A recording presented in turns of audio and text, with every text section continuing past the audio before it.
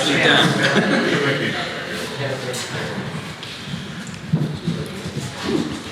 Well, with the hush that naturally settled over you, we can jump right in and get started. Good evening, everybody. Thanks so much for coming.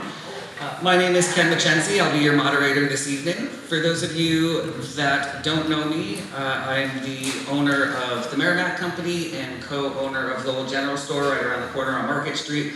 I'm also the co-executive director of Lowell Litter Crew and executive director of Project Merrimack and service president for the Lowell Downtown Neighborhood Association, or LDNA for short. The LDNA, if you're unfamiliar, is a nonpartisan neighborhood organization, and tonight we're hosting this candidate forum with our candidates for the Middlesex 17th state rep seat. And we're our nonpartisan group, and we're happy to host this event. And again, thank you all for coming out. This forum is really intended to give you all, as residents, the opportunity to hear directly from our candidates, to compare their priorities, their judgments, their answers, and their approach to representing Lowell on Beacon Hill. Each candidate here is running as a Democrat in the Democratic primary. The Democratic primary will be on September 1st, with the general election happening on November 3rd. A little bit more information on that later to come. But with that said, why don't we dive right into things? I'll kind of outline the ground rules and format for this evening, and what audience participation will look like and how we'll handle things up here as well. So, each candidate will be given the opportunity to make an opening statement. We'll then move into moderated questions where I'll ask each candidate a series of questions, including one round of candidate-specific questions where each candidate will get a specific question related to their background and experience. At the end, each candidate will have an opportunity to make a closing statement, and we will also leave time at the end. We will do our best to leave time at the end for some audience questions as well. I'll get into how we're moderating that in just a moment. Now, each response, candidate is allowed 2 minutes for each response. That includes opening statements, moderated questions, as well as closing statement. The candidates are asked to answer the question presented before moving on into other topics, and of course, respectful disagreement is welcome and arguably encouraged, but of course, interruptions and personal attacks are not. I may enforce time limits, redirect questions, combine or edit the audience questions for any clarity, or ask for brief follow-ups if needed. Dom Surge, an LDNA board member, will be serving as the timekeeper. We will alert you when you have 30 seconds remaining, again when you have 10 seconds remaining, and then again when your time is up. I'll give you a moment to wrap up your thought, but if you start going over, I do have a mute button, and I'm not afraid to use that. All right. For audience participation and questions, there are index cards and pens on each of the tables scattered about the room. Throughout the discussion, I encourage you to use those index cards to write down any questions that pop into mind. John Hawkins, another LDNA board member, will be collecting and compiling those questions. At the end of the night, we'll get through as many as we can. All right. With that, any questions from the candidates?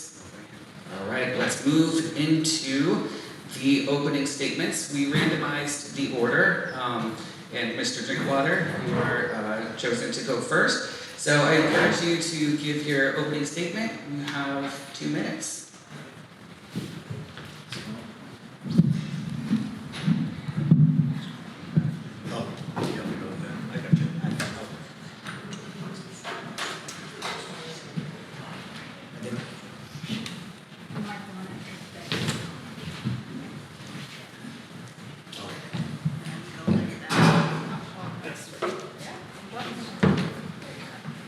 Glad I didn't go first. All right, I'll get that. So, good evening, everyone. Again, my name is John Drinkwater, and a candidate for State Representative 17 Middlesex District. I guess, as you all know, was just introduced. To tell you a little bit about myself, I grew up in the town of Tewksbury, which is the other part of this district. Went to Tewksbury Public Schools, graduated from Tewksbury High School, and upon graduating, went to UMass Lowell in the year 2002, and have been a resident of Lowell ever since that time. So lived here in the city for 24 years, lived downtown for a period of time. When I went to UMass Lowell, I really kind of fell in love with the downtown, and upon graduating, my wife and I really made it a goal to live downtown and kind of experience the cultural environment that we had here. So we very much enjoyed our 5 to 6 years living down here. Eventually moved into the Belvedere neighborhood, where we're currently bringing up 3 kids and have lived there for the past 13 years. From a professional standpoint, I spent my entire career working in the labor movement. I worked for the state AFL-CIO, which is the umbrella organization for labor unions in Massachusetts, for 17 years, where I went on to work on a lot of political and legislative issues, rising to the position of legislative director. And through that role, oversaw a legislative agenda for organized labor at the State House, which allowed me to really learn the process of how legislation moves at the State House, and learn about a lot of important lessons that I think I can apply to representing the constituents of the 17th Middlesex District. I learned the process, I built relationships, and I would love to apply those skills to be able to deliver good services and constituent services for the residents of the 17th Middlesex. So I see my time is drawing to a close, and look forward to the rest of this forum, and want to just briefly thank Ken and the rest of the Neighborhood Association for putting on this forum here tonight, and all of you for joining. Thank you. Thank you very much. And yes, as I mentioned, you naturally sat in the perfect order. Harini, Aiyer, you are next. 2 minutes for your opening statement. Something that you don't. Thank you, Ken, and for organizing this, and the LDNA for organizing this. This is my first candidate forum, so I am going to introduce myself, but also a little bit about why I'm running. My name is Harini Aiyer. I am a resident of Lower Highlands. I live in this tiny little bit of Lower Highlands, that's in the 17th Middlesex District. I have a PhD in nutrition and cancer research from the University of Kentucky. I went to school there, I did a postdoc there, and then I went to Georgetown University for another postdoc. Then I went on to do research scientist job, and after spending 18 years in academic research, I founded 2 startups, scaled and exited them. And then I am right now a seller in the biotech ecosystem in Massachusetts. Collaborative negotiation, strategic thinking, and complex problem solvings are not just buzzwords, but actual skills that I use in my everyday work. I have done so, and I wish to use these skills to deliver for the constituents, especially those that are speaking but are not being heard. I decided to run for this office because I believe we need a change in the status quo on Beacon Hill. I think I said Beacon Hill.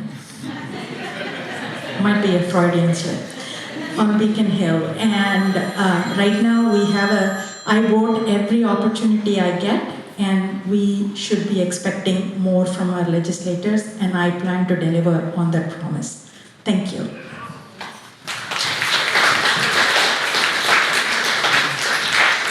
Thank you very much. Having a representative on Bacon Hill does sound quite nice. All right, we're gonna move next to Anthony Leite. 2 minutes for your opening statement. Thank you. So again, my name is Anthony Leite. First off, not only thank you to everyone, also thank you to Ken today. I had an earlier phone call with some distress in the family, and he was very accommodating, and he was very kind. And also thank you to the 2 other opponents I have. I could not ask for a nicer, more genuine race, and to have the 2 other opponents that I don't even consider opponents from the day one. We have had nothing but very civil conversation, and I'm just glad that that's who I'm up against. With that being said, my story begins a little bit further back. I'm one of 6, and my education starts with surviving 5 other siblings. I learned a lot. I learned that no matter what we do in life, none of this makes any sense if we're not doing it for other people. And that mentality made me really want to get out there, and I really wanted to get into it. And what's the best way to get into it? I went to carpentry school in high school, and that's where I started my trade voyage. I then gravitated, also playing sports, into the team mentality, and I joined the United States Marine Corps in 1997 in the field of infantry as a heavy machine gunner. I learned a lot of different attributes such as leadership, that camaraderie, that team effort, that there's something bigger than just you. And I might be a glutton for punishment. I went and re-enlisted back in the Marine Corps in 2010, and I kept going. And in that time, I ended up going from active duty to reserve time, and I joined the Lowell Fire Department, continuing my service to not only what I believe in my country, but in my community. I'm not originally from Lowell, although my family did live, the majority of them, on Stevens Street for many years, so I did reside at the Daily Junior High for a couple of years. I went back to Somerville where I did graduate. And when I got out of the Marine Corps the first time, my father had moved to Florida and I wanted to visit family in Lowell, and it was so embracing that I couldn't leave it. It had all the cultural beautifulness that I was able to grow up with in Cambridge and Somerville, and I saw it even more here and more dense. And what it did was allow me to start gravitating to more service. So I'm the co-director of the Greater Lowell Critical Incident Stress Management Team. I've been on that team for 10 years, almost as long as being on the fire department. Not only that, I'm a recovery coach for addiction, and that is going to be one of my strong points, is mental health and making sure that we have diagnoses that include that, not just treating addiction. So as we move forward into why I'm running, this is nothing new to me, and I know that I'm timed up, but this is very something I'm passionate about.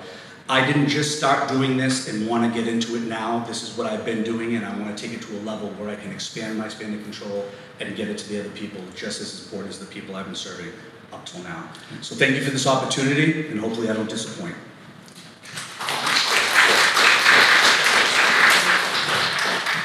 Thank you very much. We'll start with our next question with Ms. Aiyer. This one focuses on government transparency and accountability. So Massachusetts has repeatedly been ranked among the least transparent state legislators in the nation.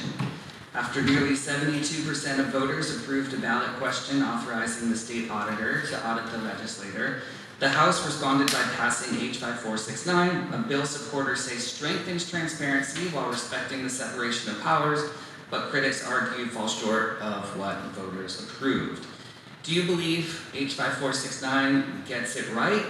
Why or why not? And what additional reforms, if any, would you support? Well, thank you so much for that question, and boy, did I prepare for it.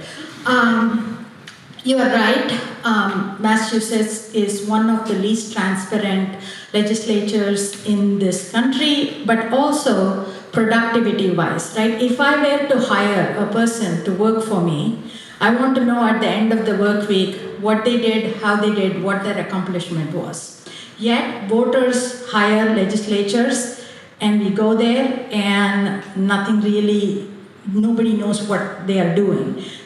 Last year, 7,000 bills were filed, less than 70 passed that had statewide implications. Those are numbers that we need to pay attention. And the H5, the transparency bill, basically fixed some issues, but did not go all the way to making the legislature more transparent. Specifically, the practice of sending bills to study and basically killing them. I would support that all votes, voice votes, also are counted and that they are recorded and that they can be called. So anybody that says anything about the bill, if there was an action taken, that should be recorded. Other things is when you send a bill to study, it should be, it should come with like stipulation, time, what it does. Finally, regarding the audit, I support an audit that from an external agency that allows us to understand the workings. And right now, the legislature actually suffers from a lack of trust from the voters because we voted strongly for it, and it seems like they are dancing around the issue. And I call on the legislator to make that right. Great, thank you very much. You can pass the microphone. Sorry. Yeah, we'll go kind of that way. I might surprise you by mixing it up a little bit as well. But same question for you, Mr. Lake. Do you believe that this transparency bill gets it right? Why or why not? And what additional reforms, if any, would you support? I like the start of the conversation, but I think the question should be really asked is why? Why is there a lack of transparency? What influences are there out there? What special interest groups are making it where, when we're looking for accountability and transparency, why can't we see, why can't we have, especially again, when Harini mentioned, we have an overwhelming vote and survey that's showing that the state of Massachusetts wants accountability. So we have to start asking the questions, why? Usually with that why is if we're not willing to have what we're looking for, what are we not trying to show? So what we need to do is start exactly, I agree with a lot of the points that you had just made. We need to start making sure that when we put any bill at the House and it gets pushed to a subcommittee, what is the shelf life of that? How is it going to return back to us, and what is the information that we're retaining and we're trying to gain by educating enough of the people in the House and the Senate to pass important legislation?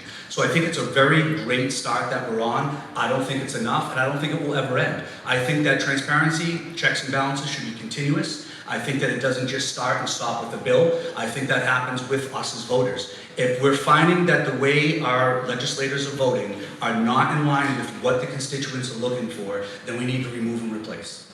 And I think that we are on the right path. And yes, I do like what it contains, but it does not contain enough to give us the answers we're looking for. So getting up there would be one of the most, I'd say one of the largest priorities I have, because in order for us to move forward as a state, we have to make sure, what are we moving into? What does it look like? What does that affordability look like for us? And why isn't it being voted the way that we're voting on it? So I would like to see a lot more being put towards this bill. I'd like to see that it contains a little bit better language, and I'd like to see it pass. And we can prove that by letting the audit happen, and then we'll take it from there. Once that happens, it'll be the first step in us believing that the state of Massachusetts cares about what we think, and they're on the right path to continue that. Thank you.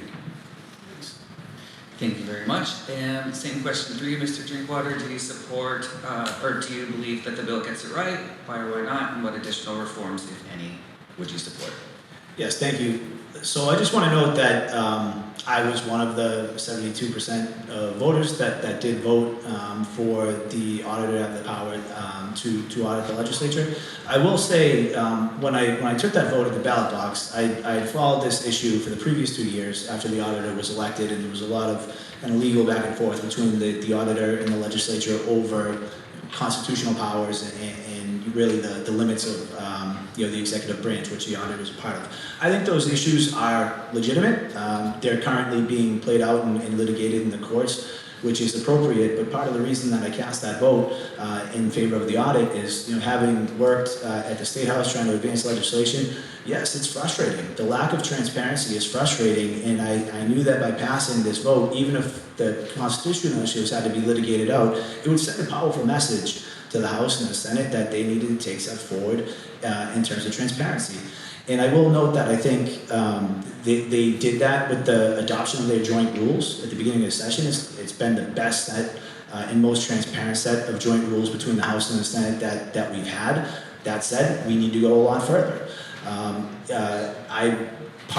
I will address the bill in a moment, but what I think is that a lot of the transparency issues would not necessarily be addressed through an audit or legislation. They can be addressed through the joint rules of the House and the Senate by legislators standing up to give more time to review bills before they're released so that legislators can read them. That's something that can be done without an audit. That can be done through the legislature's rules. Issues like standing up for roll calls. Right now, very few bills receive a roll call because very few legislators are willing to stand up and ask for one. That's something that I like to go there and do. And finally, as my time runs out, I do think the legislation passed by the House is a step in the right direction. That, combined with the steps taken by the Senate, again, makes the legislature more transparent than it ever has been in the past. We do still have further to go, though, in terms of transparency in the next session.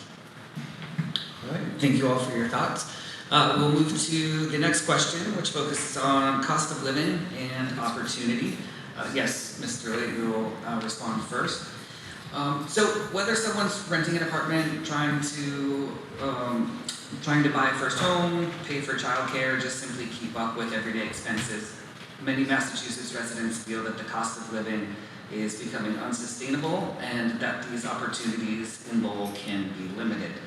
What do you believe is driving the affordability crisis, and what should the Commonwealth's highest priority be over the next 2 years to make Massachusetts a place where working families can afford to stay and build a future? It's a multifaceted question, and the answer is also multifaceted. We need to start education in high school on proper financing. The average American has at least $10,000 of credit card debt. The credit systems is not something you learn until you're well into it and you're finding out that my credit score does not meet the criteria, and then you're being taken advantage of at the banks with an interest rate that is just beyond comprehension. And then you're set up for failure from the beginning. You're now in that home, you're in a new finance, the largest finance that you'll have in your life, and now you're going to be facing foreclosure because we don't take the steps in educating our students the same as it would be math, science, English, and so on. We need to take these steps and start at an early age on how to budget correctly, how to finance correctly, what does that look like, why is your credit report important? These are all things I learned as a young adult. These were not emphasized in high school. The other part of that, being multifaceted, is making sure that we have affordable housing. Not just affordable housing, but as we start to add more houses, can our aging infrastructure handle that? Or are we just going to keep piling more and more next to each other and having more denser living? We have to be very careful that as we start adding more additional housing, not only the infrastructure, but the affordability. What kind of jobs are we getting? Why aren't we looking at better alternatives? Because we have the average student not only with credit card debt, but overwhelming debt from student loans. And it's the loan that is not forgivable even if you claim Chapter 11. So how do we better equip them? We need to start looking at alternatives. We need to start pushing more of the trades that are out there like I did myself. We need to start educating them just not in college, which I think is great. In my household, my father was very proud I was going to go to college after the Marine Corps, but he was very insistent I learned how to use my hands. We have to find other avenues of financial support and stability in order to get out there and get into the housing market. Not to mention, we have to start looking at how the banks are treating us. The interest rates are way too high. Gas prices are high. Everything around us is high. So what do? We need to start taking them from kindergarten to college and keeping them here, educating them here. We need to start looking at opportunities career-wise, that how many big institutions in this city can we have that have a certain allotment of internships, or they'll give a certain percentage of interviews coming out of college. We need to start having Middlesex and UMass talk to these big conglomerates, see if we can allocate time for them to sit down with our students and have a certain percentage that can have them gravitate to working in here, keeping the revenue here, and making sure that we accommodate them with affordable housing. Thank you very much. We'll next move to, yes, Mr. Drinkwater. Same question for you. Let me know if you'd like me to repeat it. You don't have to. Go for it. So I think affordability is really the issue that I know we hear most about when we're out talking in the community. It's something, and a big part of the reason why I really wanted to dedicate my career to working in the labor movement is because economic inequality, it was an issue that was just so profound to me, and it was really the issue of our time and trying to equal that gap between the wealthy and those who are struggling to get by. So I've spent my career trying to get at regular working families' ability to afford their daily life through putting more money into workers' pockets, better wages, better benefits, opportunities to get into good paying careers like the trades through more access to apprenticeship programs. So that is really the way that I've seen to get at this issue and help people afford their day-to-day lives by having good jobs. That being said, we have to get at it in multiple ways, and I think the biggest driver of the problem of affordability, the biggest economic stress on families today is housing. Whether you're attempting to buy a home and maybe you get that home you want and have a really high mortgage because of the price of the homes right now and the interest rates, or whether you're renting and seeing year-over-year increases, housing really is the biggest driver of economic stress. And I think that is the number one issue that I like to address in terms of affordability. And again, many factors to it. One of them is supply. I think we have to find creative ways to get more housing built while taking into account, yes, we do have issues with infrastructure. Lowell particularly is a crowded city, but I do think there are creative ways to add housing and kind of ease that supply and demand issue we have, and support programs that do help working people, working families afford housing that is affordable to them. Affordable housing programs. I'd like to see buildings that come up here in Lowell have an affordability component that'll help our working families. Thank you. Great, thank you. And same question to you, Ms. Aiyer. One word, rent freeze. I think we can start there, right? So I'm going to answer the question by providing low-hanging fruit solutions that can be done fast, that can stabilize our communities. Right now, we are bleeding people out. My PT basically went to UMass Lowell, works in Lowell, but cannot afford to live in Lowell. She's moving to New Hampshire because she is renting and her corporate landlord increased the rent and reduced the amenities. So she can't even get in touch with the landlord because it's a 1-800 number. Get corporations out of housing. Also, when we talk about housing being the biggest driver, let's do a rent freeze and work towards getting the rent stabilization ban out. That will help a lot of people. And we did the rent freeze during COVID. We did it fast. We did it for a certain period of time, and it can be done again. Other things, like I'm going to piggyback on what Anthony said about interest rates being high. An average 30-year-old basically rents for about 5 or 6 years before they are able to afford to buy.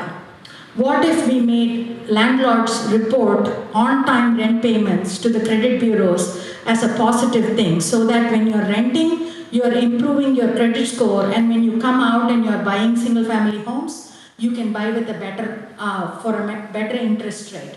Also, when you're developing new developments, include mixed income. Make sure that public housing is also included in it. Let's not just build for rich people.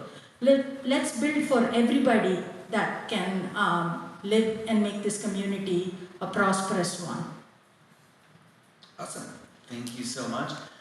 I'm going to reverse the order, so Mr. Drinkwater, you'll have the opportunity to respond to this next question first. Everybody's favorite topic, AI, data centers, and economic development. So the Markley Data Center and the proposed expansion has certainly sparked a lot of passionate debate here in Lowell. Now, some see facilities like this as critical infrastructure that will support AI, strengthen the economy, and generate new tax revenue. Others question whether the long-term benefits justify the impacts on electricity demand, water use, neighborhood character, and relatively limited permanent employment. So, how should Massachusetts evaluate projects like this? What factors should determine when a data center is a good investment for a community and when it isn't? So with respect to how the state should handle it, I actually want to point towards an amendment that was recently filed by our state senator, Vanessa Howard. She filed it to a couple of vehicles that the Senate was recently moving.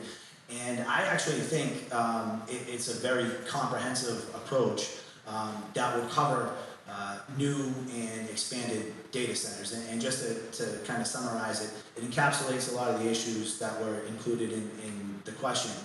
Energy usage, pushing new or expanded data centers to utilize clean energy for their power, and setting goals to eventually reach 100% clean energy for those new or expanded centers.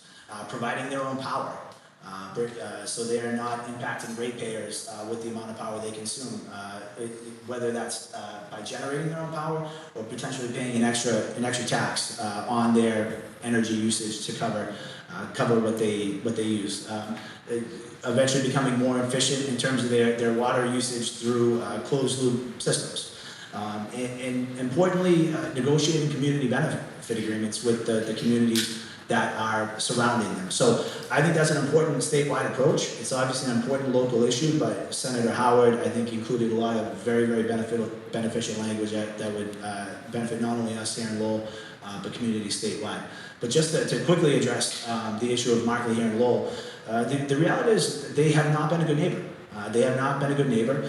And I think the idea of a community benefits agreement and bringing the company to the table to not only address neighborhood concerns that have been longstanding for a number of years and are well known is incredibly important, but also separate from legislation, using the process of a community benefit agreement to get them to voluntarily make some of these improvements in terms of converting to clean energy and lowering their emissions over time. So big issue in a short amount of time. I'm at time and I'll pass it on. Yes, it certainly is a big issue in a short amount of time. Mr. Lay, we'll come to you next. Same question for you as well. I think unfortunately the growing pains have been felt by Lowell being the pioneer and one of the youngest, in addition to a few others across the country, that have had a painstaking lesson on what parameters and guardrails should have been set from the beginning. This isn't just about renewable energy, this is about privacy, this is about location. I am a huge proponent of having revenue come in from outside to lessen the burden on our taxpayers. That is without a doubt something we have to consider and never alienate. I'm not here to alienate them, you can take their name out of the equation, but the problem exists. What we need to do is find better locations and not put them into neighborhoods where our neighbors have to suffer. They have a choice of being bought out or live with having no privacy, noise pollution, and everything else that comes with it. Are they a great driving force? They could be.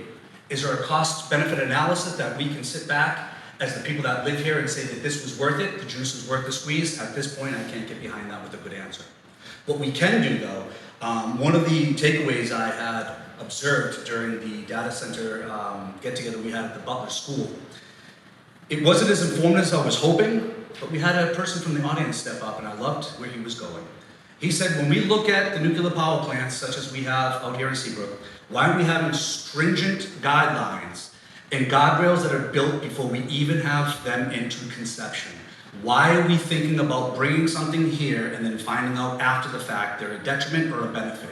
We need to make sure that we have these safeguards, and we are blessed with having, not just because they're in the room, a truly very intelligent city council that I know is going to put us in the right direction. Yes, the state can help, but this is a local issue. It's affecting local people. So we need to get behind her and find out how can we safeguard our neighbors, because it's too late, they're not going to probably leave that area to go to like industrial lab. We need to make sure, yes, renewable energy, it should be paramount, it should be a priority, but we also have to look at the other aspects of it. How much of an invasion of our neighbors has this become? How much of a privacy invasion has this become? Are we listening to the voices of those that have been heavily impacted? Because some neighbors have not been greatly as impacted as South Lowell has. And I think we need to take that into consideration. And I think going forward, if we are the pioneers that draw together good legislation, this could be the format that other people follow and don't fall victim to what we've had to live through. So I do like where we're going, bringing revenue in. I think there is a necessary evil having data centers with how far we've gone with technology. But I think that we have to have I'm gonna better jump in. safeguards. Thank you very much. I just want to make sure we were respecting the time. We're next going to move on to Ms. Aiyer. Same question for you as well. Thank you, Ken. So I have been speaking about the data center far longer before the candidate forum even started, and the question was placed before me. And the reason I have been doing it is because I have been in that neighborhood and listened to what those people listen to, smell what those people smell in diesel exhaust on an everyday basis. This is not about just the data center. It is about particularly this company that is absolutely taking advantage. But we are not going there yet. Let's talk about the Senate Energy Bill amendment. There were 6 amendments that were put forth to regulate the data centers, including everything, including environmental regulation, energy regulation. But the only amendment that passed was put forth by Vanna Howard, but it was about tax breaks. Tax breaks basically contingent upon whether the company will regulate itself based on all of these. That is what that amendment reads. I studied that for a while. So anyway, what am I saying I made the numbers, I did the calculations, and the company will owe $80,000 something in taxes if they own 1 million, if they make 1 million in revenue. That is all. And they can continue to pay taxes and do whatever they want. What I'm saying is that Senate amendment does not go far enough. There needs to be more stringent state regulation and guardrails. State regulations that talks about what the energy costs will be, what the emissions regulations are, and these must be put into place, and a plan for enforcement should be made before we allow more data centers to come. Perfect. Thank you very much. You can hold on to the mic. You'll be up first for the next question, which will focus on downtown Lowell. But before I jump into that question, just a reminder to the audience, if any questions are coming to mind during the discussion, you can use the postcards and pens at your table, jot them down, and Mr. John Hawkins here will be walking through to collect and compile any of those questions, which we can get to at the end of the night. So with that, I'll move into the next question, which, as I mentioned, focuses on downtown Lowell. Now, downtown Lowell has certainly seen significant public and private investment, yet it continues to face its challenges, including vacant storefronts, public safety, homelessness, cleanliness, parking, supporting small businesses, and overall resident experience. Well, that's a lot of things, but what role should the state play in helping downtown Lowell thrive? And what would be your top priorities for strengthening Lowell's urban core? I imagine a downtown that is vibrant, walkable or bikeable at any time, and basically we are able to navigate everywhere that we need to go to. So that is the kind of downtown I imagine for Lowell. And I believe that we can do multiple things at the state level to make this happen. One of the things that I do a lot is bike into downtown, and I find that bike infrastructure is something that downtown Lowell does not have, especially with the bike share program. And I would love for the state to do a public-private partnership, or even like actually a publicly funded bike share program that can allow us to get around Lowell. Beyond that, I believe that strengthening solutions for vacant storefronts and repurposing storefronts to make sure that they are vibrant and thriving, that is something that the state can do as well. Beyond that, I would say that when we are tackling homelessness, this is something that we do not want to just sweep the encampments or use the carceral system to basically move the homeless population from one place to another just because we want a vibrant downtown. We want to make sure that we handle it with compassion, not cruelty, and make sure that we provide them with a housing first approach with wraparound services, including mental health, as well as community oriented interventions, so that we do not have people that keep coming back to the homelessness doesn't recur, and that we can get them to live a fruitful life. Thank you very much. Mr. Drinkwater will be next. You on your toes. Same question for you. What role should the state play in helping downtown Lowell thrive? I think we're seeing some of it play out right now, where, first of all, I'll say, I think we do have a thriving downtown with a lot of issues that we need to address. All you need to do is look at the past weekend with Folk Festival, and that is one of the events that brought me into downtown that made me want to live here and see its potential. I do think one of the things that would help the most, particularly in terms of business development in the downtown, is more people. And by that I mean more residents of downtown and more economic development that will bring in employees to downtown during the day. I think there's a lot of potential for that in the Link District, which is a real partnership between the city, the state government, and the federal government. The state, by way of grants, has provided incentives for businesses like Draper to locate and develop in downtown Lowell, and the job creation that a major tenant like that can create, I think could be significant for business development in downtown Lowell. The other half of that equation, as I mentioned, is more residents. I think, and on the city council, when I was there, we worked on things like a downtown overlay district that made it easier to develop housing in the downtown, particularly by converting commercial properties that are currently vacant and don't have any real use in terms of bringing people downtown into housing. We are, one of the huge assets we have in downtown is actually plentiful overnight parking.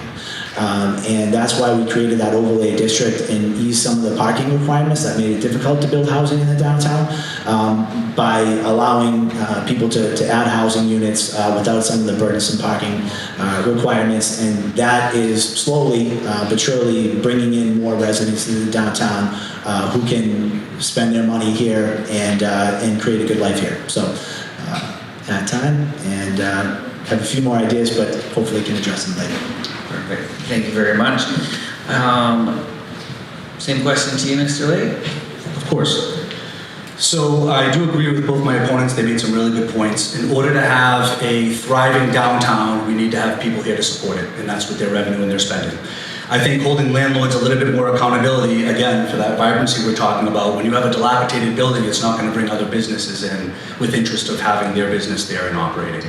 I think that the state should do a little bit more on also, if we're talking about having more residents here, why are we paying astronomical prices for downtown living and it is not downtown accommodations? I think it's absurd. In order for us to have those increasing prices, it has to be accommodated with the kind of commodities that we grow to see in other cities. We're not having that here. I think a lot of that has to do with transportation. If we're going to get the state involved, I agree, there should be grants and incentives for the businesses to better improve and maybe even start a better hiring process to create that revenue, to sustain, create that business, and then that business in return is going to stay longer, give jobs, and pay taxes. Anybody here take the commuter rail? So many issues with it. Do we have anything here that even looks anything like they have in Leachmere, right out of Cambridge? Should we have a trolley system that is now based on the grid and is not relying on pollutants and having different cars downtown for parking? I do know the city manager and city council has done a wonderful job of keeping people accountable with all the vacant storefronts we have. I know they're working hard on really with great development. There's been huge improvements. But what we do is we need to keep businesses coming, want to stay. So now what are they looking at? They're looking at, yes, we have the unhoused here. They need more dual diagnosis. We can't just say mental health and we can't just say that addiction are two separate issues. We need dual diagnosis. Then when they have this treatment, it's not a 1 or 2 month process. This is a lifelong situation they're going to have to be dealt with. We need better facilities to take care of them in long-term care. And then when they're done with the long-term care, they're still not coming back to a house. So we need to start peeling back the layers to see who is it affecting. If we improve that, the people will come. So we have to make sure we're aware of who we're affecting, and I think the state should be involved with infrastructure, with more money, better grants, and also enticing people to want to come here and stay here. All right, thank you very much. Next, we're going to move on to the candidate-specific questions. Mr. Leite, you can hold on to the mic. We'll start with you. So each of you certainly brings a unique professional background and life experience to this race. So I'd like to ask each a brief question related to that experience. So starting with Mr. Leite, you currently serve as president of the Lowell Firefighters Union. If elected, do you intend to continue in that role? And if so, how do you balance your responsibilities to union members with your responsibilities to represent all residents of your district? Of course. I do not want to be a detriment to the people I want to serve. Currently serve, and I have every intention to continue to serve the community. So if that ever becomes debilitating for myself, then there'll have to be a decision made. But as of right now, there is a lot of overlap. I am proudly serving as Lowell Fire Department's union president with a great team behind me. And if anybody has been following with the situations between different departments in the city, I find that that was a great stepping stone for people to realize that no matter what conflicting views we have, there can become common ground and compromise. So I feel there's so much overlap, not to mention with being part of the Professional Firefighters of Massachusetts and the International Association of Firefighters, they are at the forefront of pushing legislation that is safeguarding our first responders, primarily our firefighters. There's a lot to learn there, and I'm continuously learning, and I feel that that is going to be a benefit. So can I do both of them at the same time? That's what I plan on doing. If I find that that's going to become a shortfall for either or, then I will make the proper steps to make sure that those accommodations are better guided towards more one than the other. But I do feel that I've learned so much from it that I feel that they're both, again, intertwined. And I feel that there's still room to continue that work. There's still more work to be done for the union, and I want to make sure that that translates back to the state. Everything that I've been involved with up to this point, like I said, I didn't just join this race. This is the work I've been doing. I would just like to take it to a better level of having more assets at my availability and more financial prosperity for our people. So I think that everything I've learned, I think it's important to continue that process until it becomes an issue. So balancing, yes, I am pretty decent at balancing. I think I've done a decent job so far. And if this was to continue as the state rep for the 17th Middlesex district, I think they would complement each other. But if that ever became an issue of conflict, then I would have to make a decision. And that would be something I would discuss with my team and my beautiful girlfriend, Caitlin. Perfect. Thank you very much. Next, we'll move to Miss Aiyer. Oh, So, okay. gotcha. Keeping you on your toes. All right, so Ms. Aiyer, you bring a different professional background than the other two candidates on the stage, as you walked through in your opening statement. But you've also lived in Lowell for a shorter period, Lowell and the district for a shorter period of time. How do you plan to quickly build the local relationships and institutional knowledge needed to effectively represent the neighborhoods of the 17th district?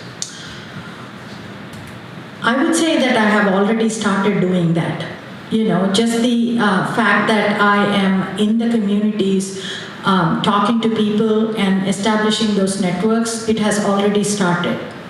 That is only assuming that I didn't have any networks to begin with. I had a very, very grassroots network that I had, from which I was able to grow into a candidate. That said, my approach has always been to navigate very, very steep learning curves. I have done this very successfully in the past.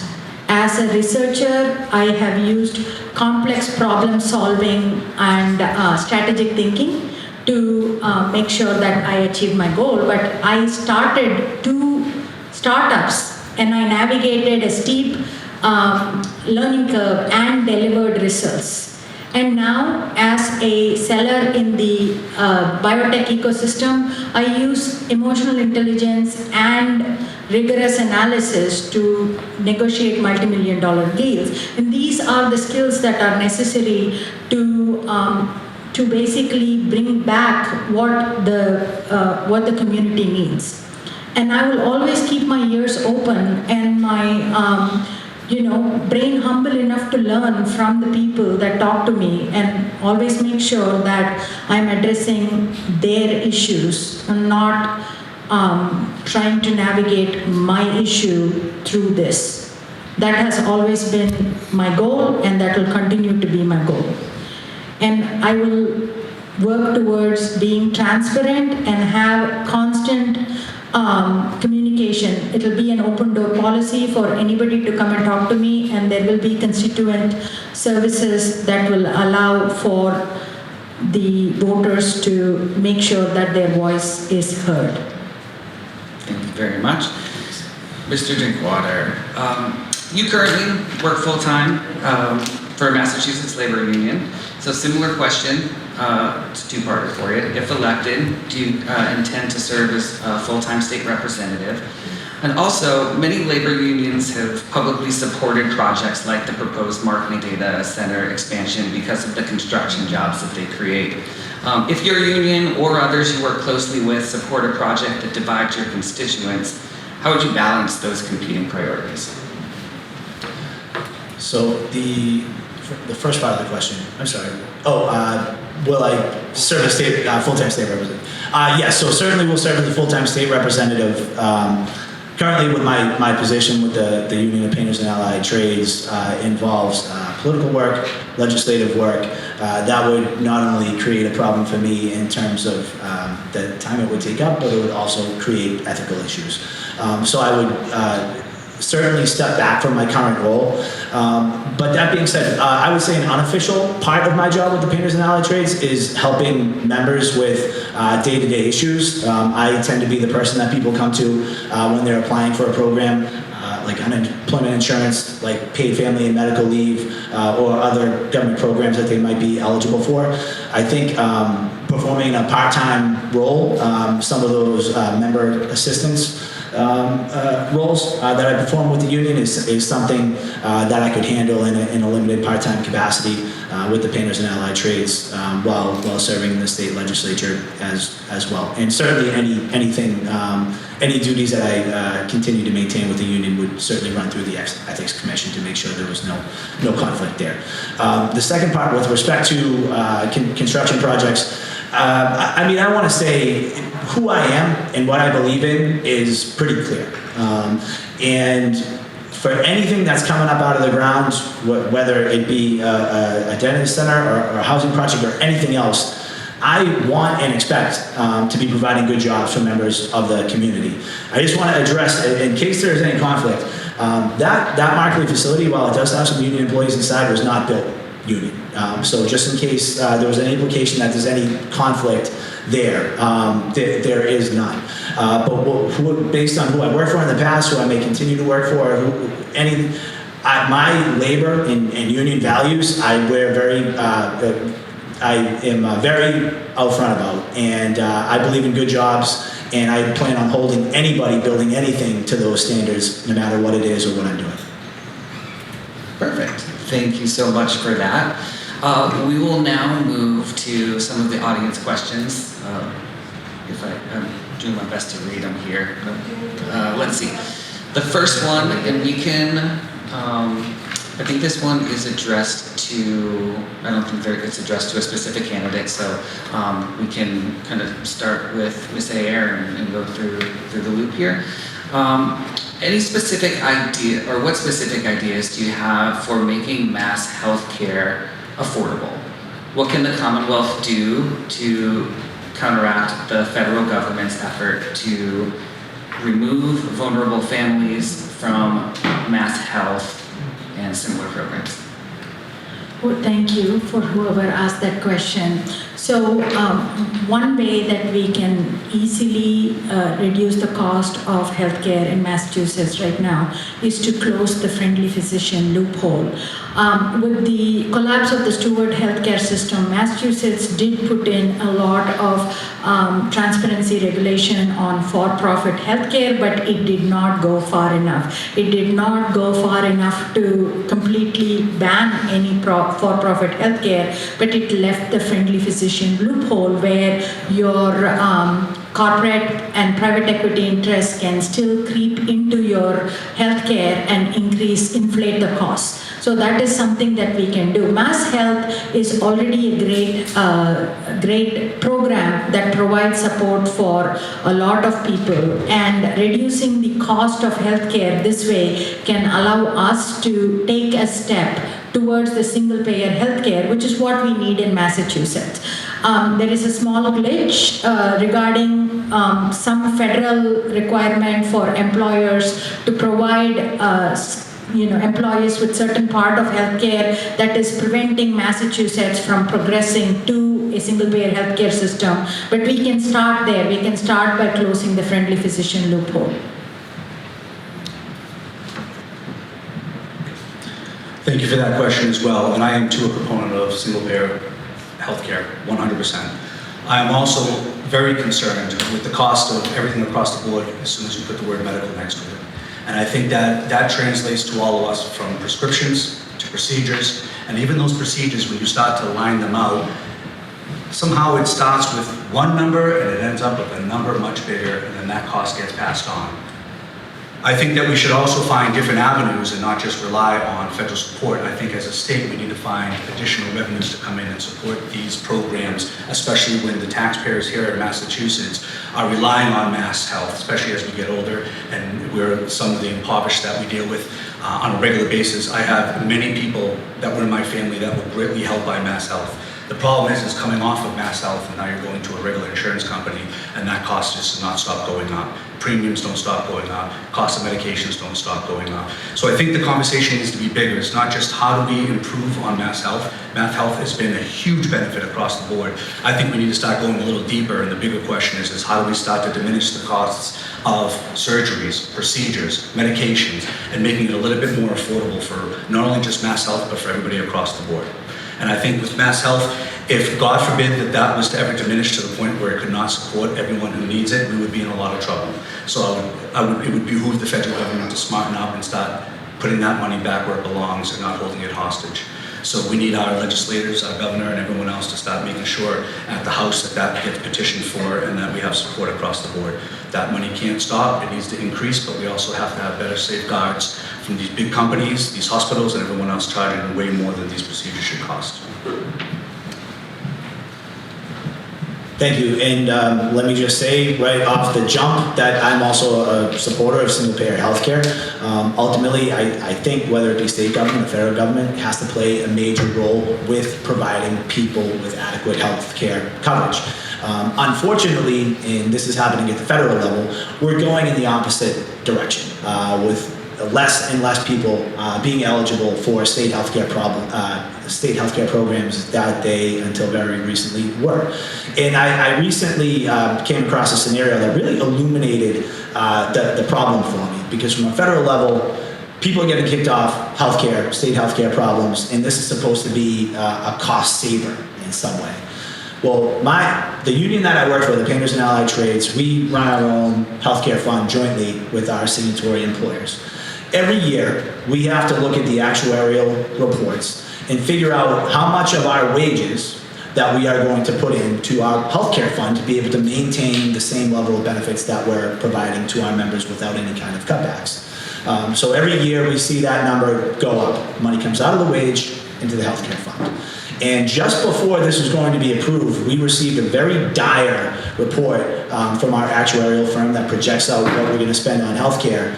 And they recommended that we take an additional full quarter out of the hourly wage and put that into the healthcare fund, which is a significant yearly contribution for union members to make.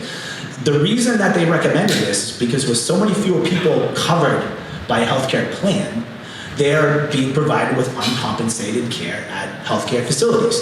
And that is paid for by all of us who are fortunate enough to have health insurance in one form or another. So to me, that just was an illuminating story for how something might be billed as a cost saver and we're holding people accountable, yet we are all seeing increased healthcare bills because fewer and fewer people have access to care. We need to provide more people with access to care and healthcare coverage.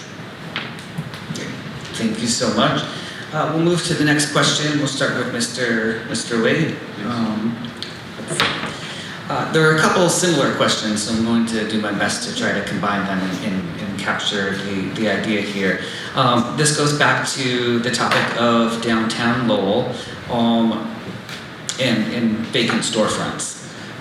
Some commercial landlords, whether from in town or out of town, are happy to keep their storefronts vacant because they're able to write them off as a loss and receive a tax break. Would you support a tax or financial penalty on commercial landlords with vacant storefronts? Why or why not? I would 100% support something, even if it's a way of a tax, that would further incentivize these vacant fronts to no longer be vacant. You're holding up precious real estate, you're holding up revenue that can come in here, and again, ease the burden of the taxpayers. We're seeing our property taxes go up, our water go up, our waste removal go up. We need something to offset that, and we need to have a robust financial pool of money that is continuous. And having vacant fronts that are just going to benefit from the tax breaks for having that considered a loss, who is that benefiting? It's benefiting one person. That's not how this city should work, especially a community like Lowell. We should make sure that whatever we do is to benefit the community as a whole. And how do we do that? Well, if we have to start leaning on a few of those individuals and those business owners to either open up, have a thriving business, or sell that property to someone that wants to come in there with the hope and a dream of starting a business that will have the longevity of years to come.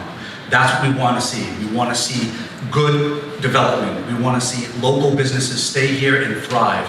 And how can we do that when you're tying up what little land we have left? Because yes, we are densely populated. There is something everywhere. So there should not be anything vacant when we have an overabundance of people that want to start their business. It might be their first business.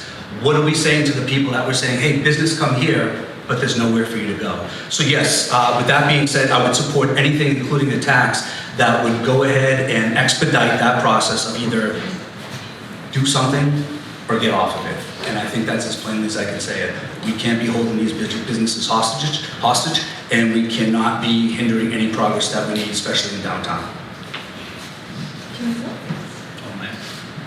Yeah, it's fine. We'll just keep going in order from here on out. Okay. That way, make it easy. Sounds good. So I think this is an interesting idea that addresses a real problem. I mean, the fact of the matter is, whether it's street level storefronts or upstairs commercial, we have a lot of very unmotivated property owners here in this city, and it exists in other cities as well.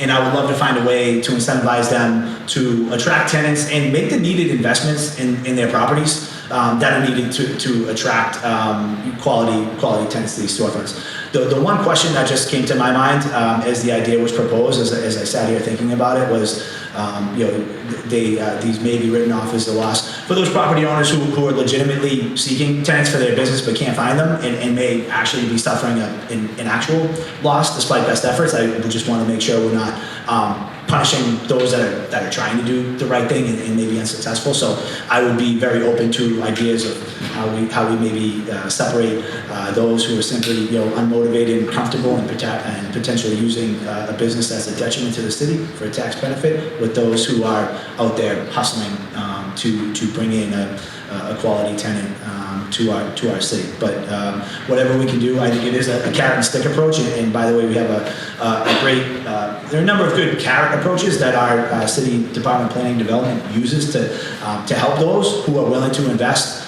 in the city and start businesses in Lowell. And a lot of great work happens every single day to try to help make those businesses successful. If there's an approach on the other end to try to motivate those landowners a little bit more, I'm all for it. Thank you. Thank you, Mr. Drinkwater, because I'm going to dovetail off of what he just said, a carrot and stick approach, which we discussed the carrots, which are, grant funding and other ways to bring in new businesses. But there are other ways to approach this as well. A couple of things that come to mind. What if we stipulated long-term contracts instead of 1 year or 1 year at a time?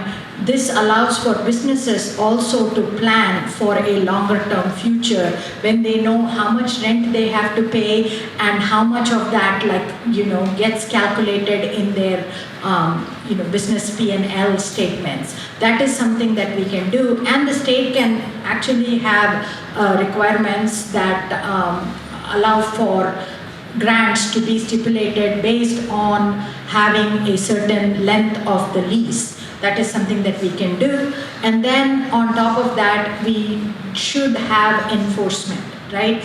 And beyond that, we can also have a recalculation of how many storefronts versus residential properties we need, because some of these buildings can be repurposed for residential purposes, and if that is the case, then we should look at it comprehensively and not just say, oh, this is a storefront, will remain a storefront, because there are many, in fact, one of the things that we see is oftentimes a storefront is particularly not very successful because there is not a lot of foot traffic, or it's in a position where it will never thrive as a storefront. And if that is the case, then we should really reconsider having that as whether it is useful to have that as a storefront, or if we should repurpose the building into a residential one, which will also improve downtown living. Thank you so much. All right, I'm going to try to squeeze in, I think, 2 more questions if we can, and then we'll go to closing statements. All right. So with that, and then any questions that we are unable to get to, if the candidates are willing, I can send them to you and get written responses, and we'll post them on our website. The next question is regarding vocational education. I know a few of you in the discussion, it's come up a couple times, the importance of trades and thinking about some of those other jobs. That being said, Greater Lowell Tech, here's the question. Greater Lowell Tech currently has a wait list of over 400 students. How will you advocate for career tech education and find options to provide vocational education despite the increasingly high demand? You want to stay with me or? You have option. Why don't you? It's like Anthony has an answer.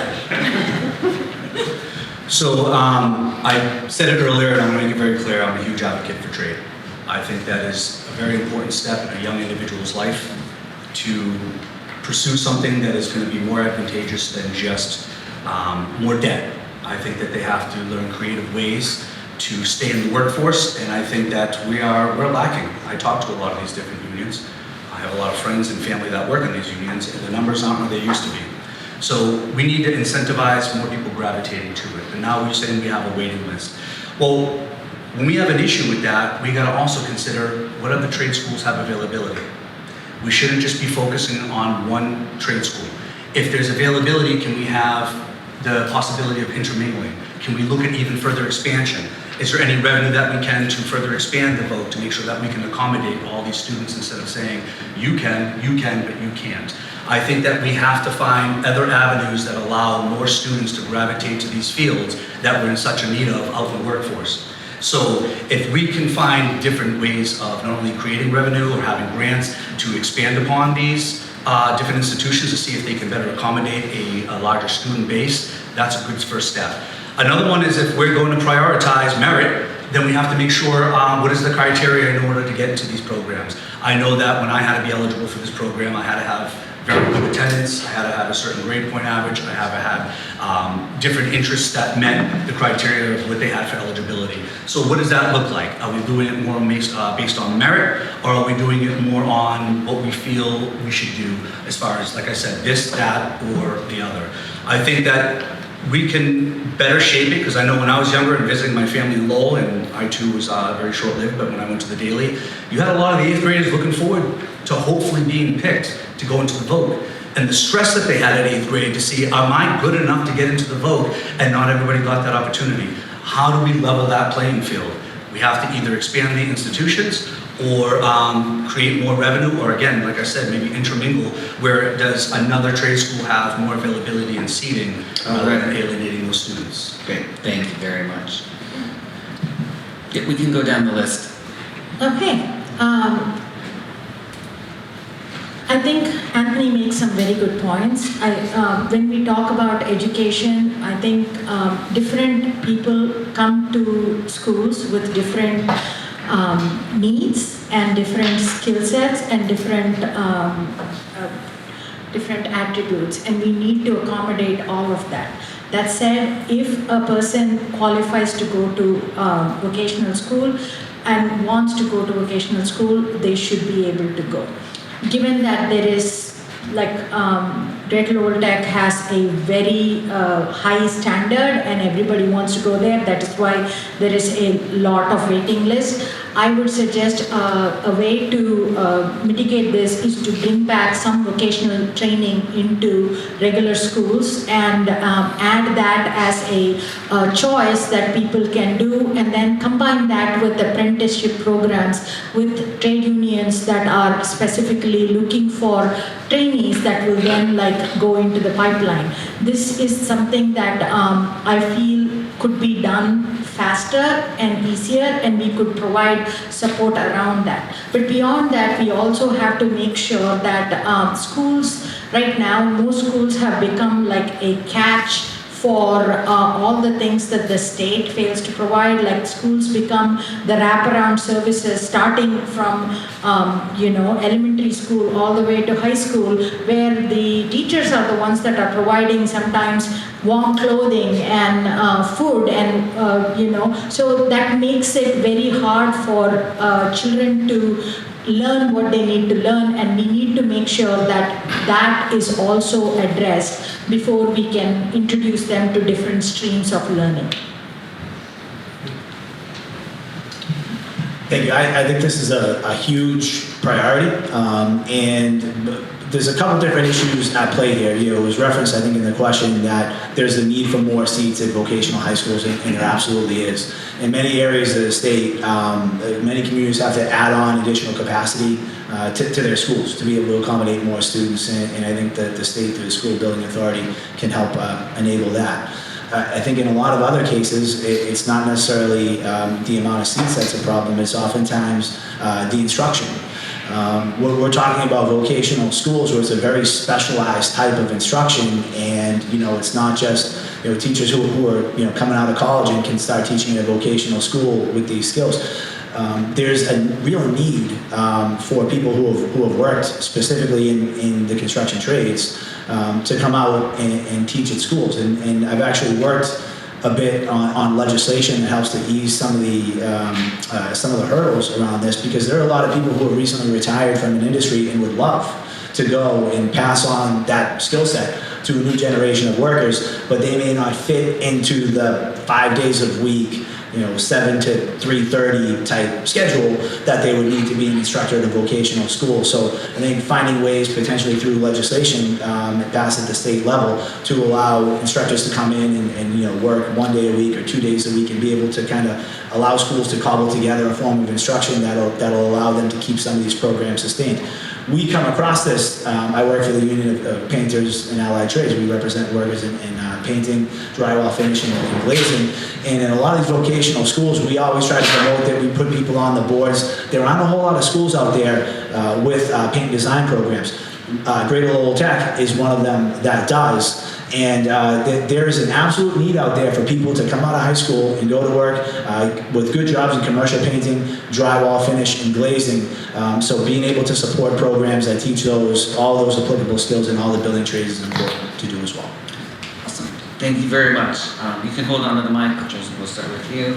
We'll get one more audience question, and then we'll move to closing statements. So the question is, downtown continues to see a noticeable discard of needles and other drug paraphernalia in public spaces of downtown. What's your plan to address substance use in the area while also reducing hazardous litter for residents, workers, visitors, and pets? It's a huge issue. I know Lowell was very much on the forefront of this by creating a position specifically for public health issue to help dispose of used needles, and I would work to continue to support programs like that, that in the name of public health, go out there and help to clean up our public areas. I do think this issue, though, and it's an extremely difficult one to tackle. The fact of the matter is we're dealing with an opiate crisis. We remain in an opiate crisis. We have seen overdose, the level of overdose deaths and overdose levels go down, but we are still in the midst of a very real crisis, and we will not be able to fully address the public health component of this until we address the addiction and recovery part of this. And this is something that's got a lot of discussion, justifiably, because of the impact it has on the quality of life of downtown. But the important thing is, I believe, is that we continue to try to find ways to connect people with detox, recovery, and treatment. Through various facets of my life, I know people who have been completely counted out, who have been living on the street, who, they may not want to admit this in a room like this, but who have been the ones breaking into cars. And it may have taken 4 or 5 or 6 tries to get clean, but eventually it stuck and it worked. And they're friends of mine, they're great people, and they're leading successful, productive family lives. So I know that recovery is possible. And we have to be able to address this in a way that is compassionate and that continues to try to connect people with the services that can help them get to a better life. So no easy answer, but something I'm very, very committed to working on. Thank you.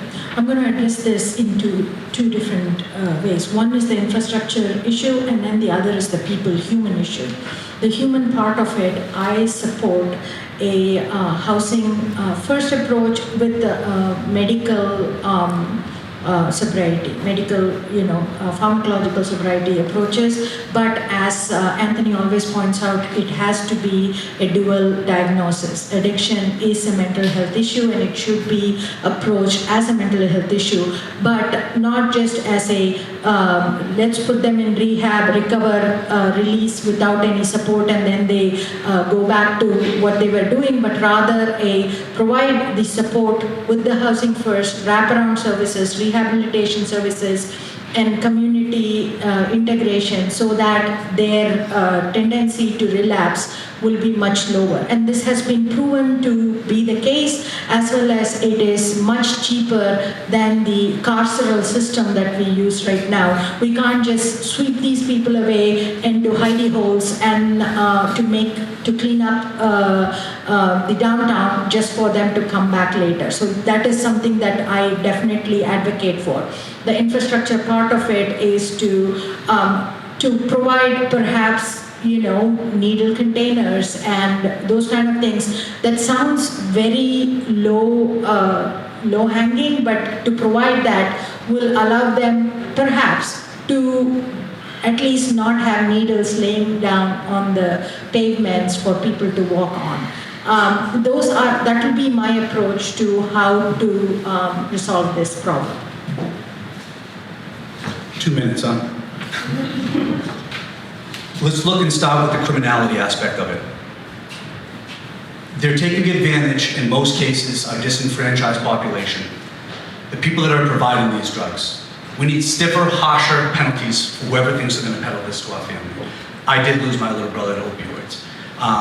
It is a long, exhausting, windy road, and I didn't tell you for me. I was just a byproduct of my brother's struggle.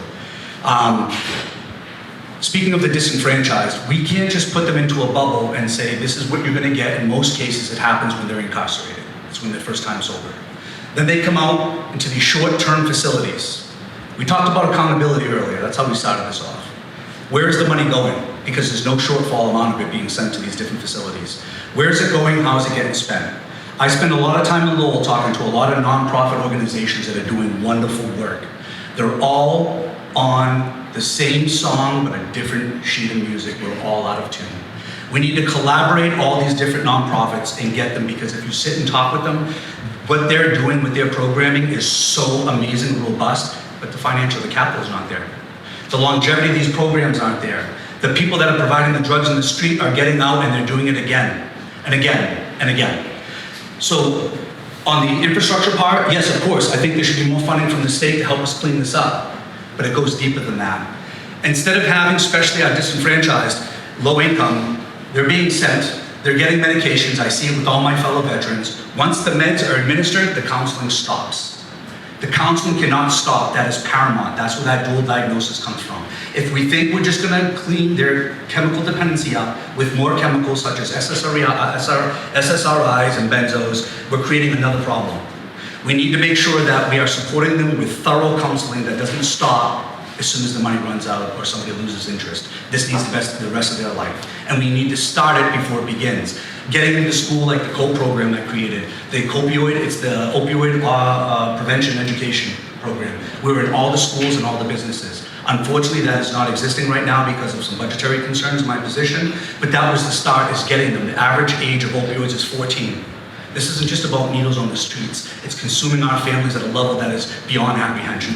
I know I'm over time, but this goes deeper than that. We need to make sure that the money is allocated, the resources are there, and the continuing counseling is accompanied by these medications. We can't just say, go get your methadone, and then not have it followed up with intense counseling that lasts a lot longer than 3 months. We need more bed spaces. Some facilities can't fill them, and the facilities are at over capacity. Where's the disconnect here? It's not the money. We need to follow the money. Where is it going? How's it being spent? And is it being better spent in our community? Right. Because we're seeing too many people affected by this. I know it's I warned you about the 2 minutes. I know it's a very hard question. Any of these topics we could have spent the whole time discussing. I hate to have to be the time moderator and cut these things short. But thank you all for your responses to all of our questions here. With that said, we are going to move into our closing remarks, and then I'll have brief closing remarks at the end as well. Ms. Aiyer, we can start with you for closing statements. All right, I'm going to stand up and deliver my closing remarks. Thank you, Ken, for giving me the opportunity to talk about my ideas and vision for Massachusetts, where we can lead with compassion, creativity, and common sense. I have always approached all problems based on how they can be resolved with where we take into account every data facet possible, because I'm a scientist by training, and that is how I have done it. For me, as a person that went through my own struggles of being unhoused and being insecure with housing, I know how important housing is for somebody's ability to carry out their day-to-day life. For that, I am going to be very, very focused on how to make housing more affordable in Massachusetts. That is my #1 goal. My second goal is going to be holding myself accountable so that I can deliver a transparent governance to the people that vote for me. My third biggest push is going to be make state level regulations for not just data centers, flock cameras, and battery energy storage sites, so that we can make sure that communities are not giving up their future for us to benefit in the present. And finally, I will do all of this by having a open and clear communication with the people that are present in my district that vote for me. I appreciate this time. My name is Harini Aiyer, and I am running for the 17th Middlesex State Rep seat, and I hope I have earned your vote today.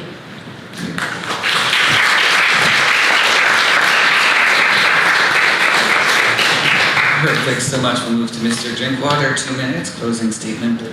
Thank you very much, and I want to start by saying what an honor it has been to share the stage with the two other candidates in this race. I think the ideas that were just discussed in this room over the past, I think it was an hour and a half, it felt a lot quicker than that, but for the past hour and a half, there's just been a lot of great discussion on the truly important issues for this city, this district, in this state, and I appreciate all of the ideas that you both brought forth. I appreciate the LDNA for organizing this forum, and honestly, I think this turnout is just absolutely amazing. I appreciate all of you for your civic engagement. I think what this comes down to is passion. I have a passion for the issues that I hear about from day to day in the community, and it comes down to affordability. It comes down to working people's ability to make a living and provide for their families throughout this city and throughout this district. There are ways that state government can help. State government can help people provide for their families through things like better wages, better benefits, connecting people to good jobs, holding developers accountable so that the jobs we create here in the city are quality jobs that provide career pathways, and we're connecting local people to these opportunities to not just get a job, but to start a career here in this community. That was what I've spent my career doing, trying to promote quality wages, quality benefits, and connections to good quality careers for young people throughout our communities, and I want to continue doing that through passing good public policy at the State House. I also think I've built a good record of providing quality constituent services and being responsive to those who reach out to me. I provide my cell phone number each time I go to the door and leave a piece of literature. I believe in being accessible to those who I represent, and to that end, I will leave information that includes ways to reach me, including my cell phone, because I want to hear from you beyond tonight about issues that you care about and what you would like to see out of your next state representative. So thank you, and I ask for your vote on September 1st.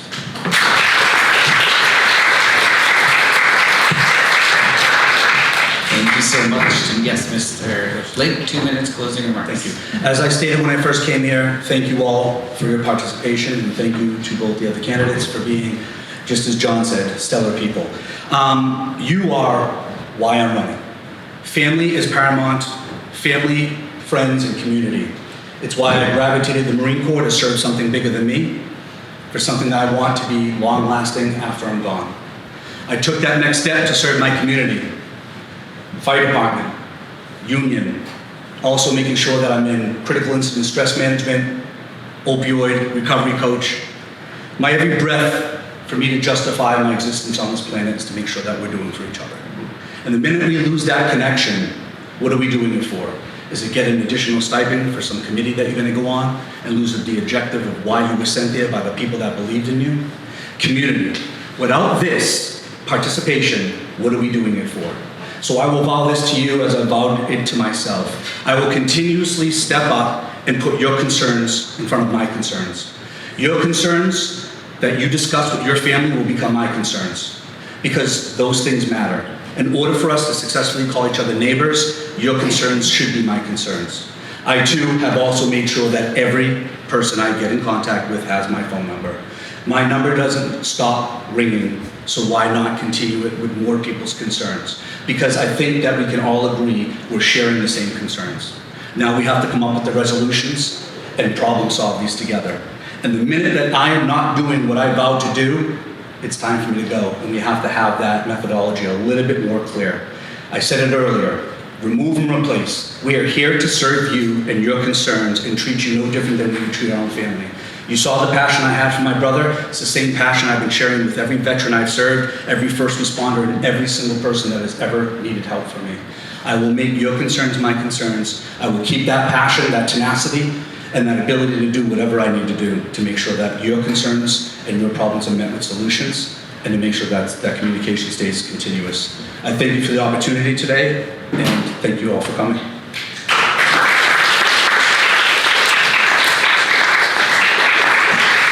Great, thank you all so much. That will wrap up our candidate forum. Just a few closing remarks. One, first, let's give another round of applause for our candidates.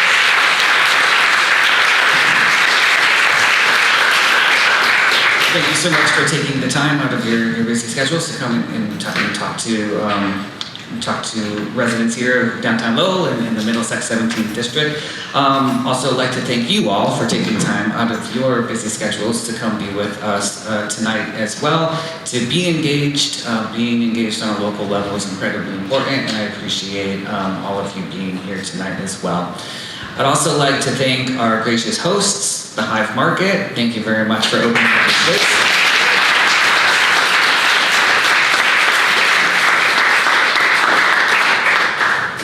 And I would also like to thank our friend Jazz for filming this as well.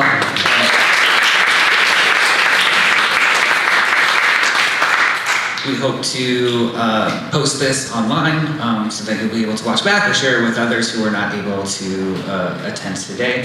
And as I mentioned, I will submit the remaining audience questions to the candidates and solicit written responses that we will share as well.